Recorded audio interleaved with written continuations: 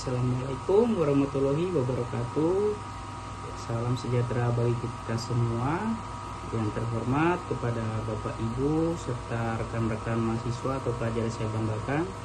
Perkenalkan, nama saya Stanislaus Bagus Arianto. Saya di sini sebagai influencer atau orang yang sangat peduli dengan perkembangan teknologi saat ini.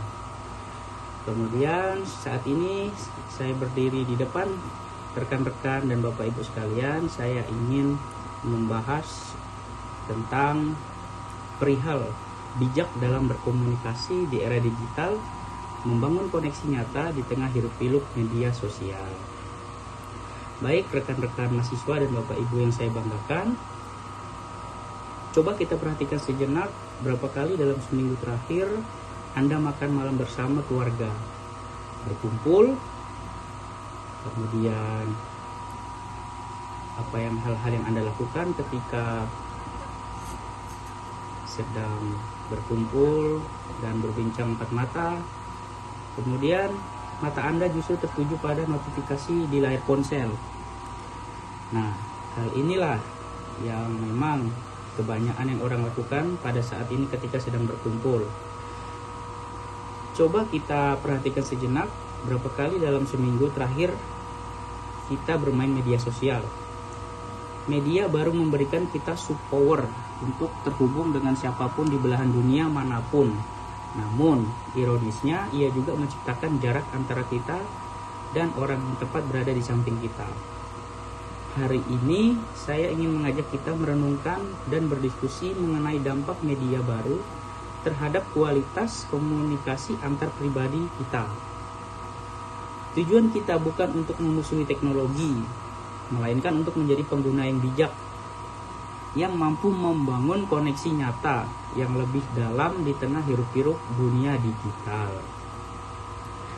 Hadirin sekalian, kita semua setuju bahwa media baru seperti media sosial, aplikasi chat, dan streaming telah merevolusi hidup kita.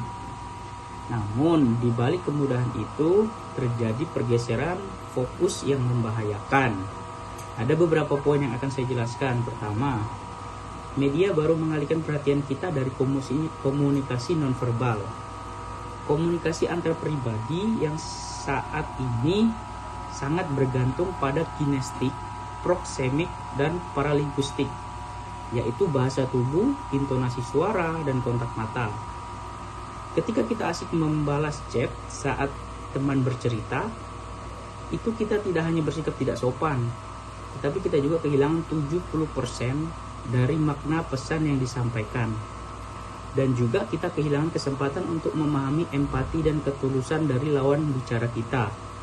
Itu yang pertama. Kemudian yang kedua, dampak ini terbukti secara ilmiah melalui data. Berdasarkan studi yang ada, rata-rata screen time harian kita, terutama kaum muda, dapat mencapai angka 7 jam per hari. Sayangnya, data ini sering kali berbanding terbalik dengan skor empati sosial.